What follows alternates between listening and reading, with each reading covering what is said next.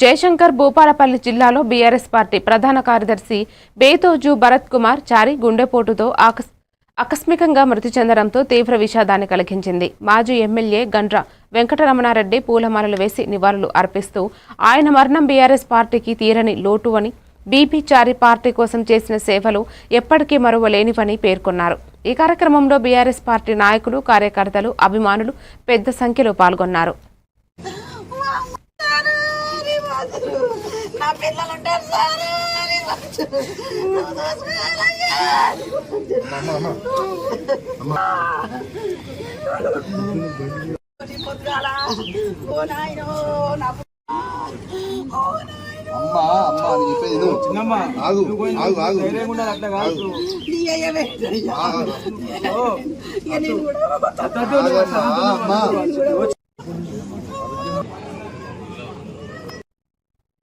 వరంగల్ జిల్లా వర్ధన్నపేట పట్టణం